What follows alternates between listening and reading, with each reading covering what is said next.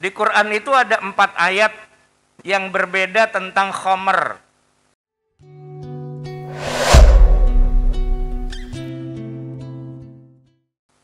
Yang turun pertama di Mekah tidak mengharamkan, karena ayatnya masih bicara tentang Yawmin samaratin nakhili wal a'nabi tattakhiduna minhu sakaran wa rizqan hasana.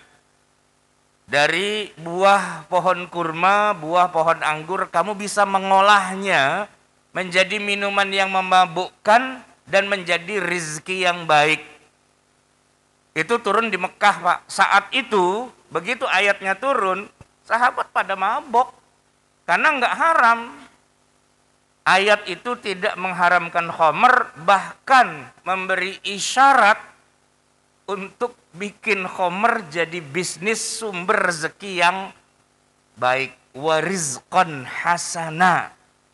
Nah, kalau pakai ayat itu, Pak, kita sekarang bisnis narkoba itu sesuai dengan Quran itu, Pak.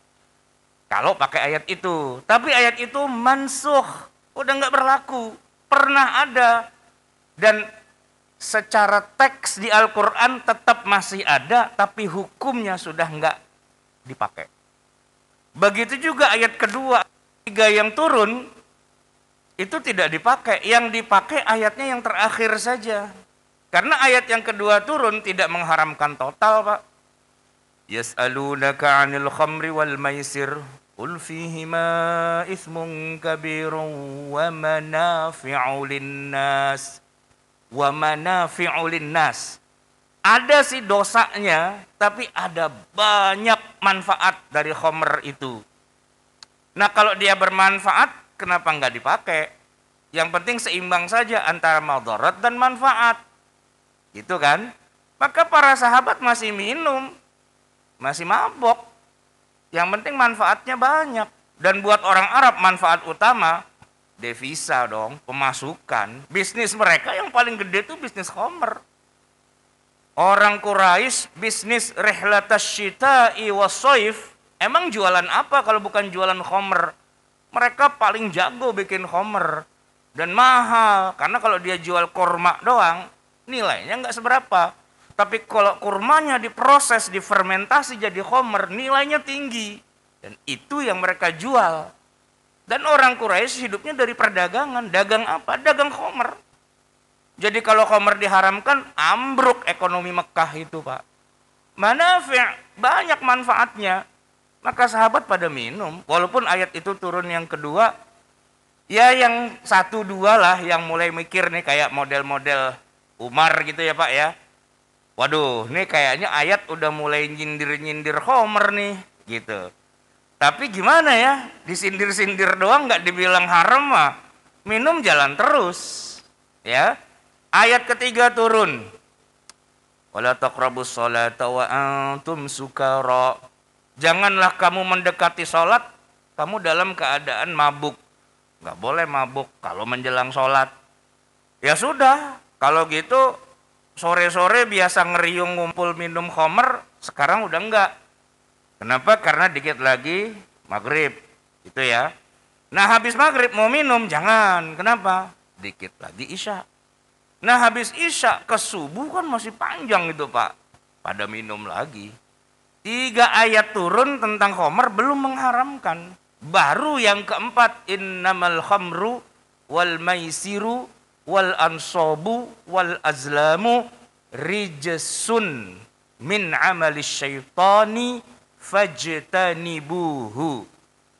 Itu, Pak, sejak itulah Madinah banjir dengan khamr yang dibuang karena haramnya mutlak, haramnya total. Dan itu kejadiannya setelah perang Uhud. Perang Uhud tahun ketiga Hijriyah. Tahun ketiga Hijriyah itu sudah diawali dengan 13 tahun pertama di Mekah. Jadi kalau diukur dari sejak ayat Quran turun sampai haramnya khamr mutlak, 13 tambah 3, berapa, Pak? 16 kan? Tahun ke-16 sejak kenabian, barulah khamr itu diharamkan. Padahal usia sirah nabawiyah, proses pensyariatan itu cuma 23 tahun. Jadi di tahun ke-16 baru diharamkan khomer.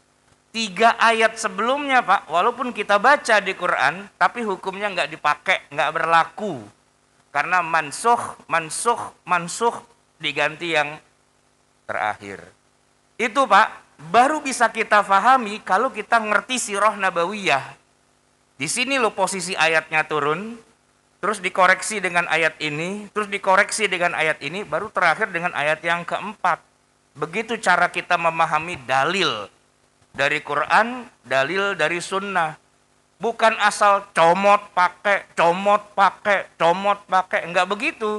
Harus ngerti bagaimana proses tasyri', proses pensyariatan.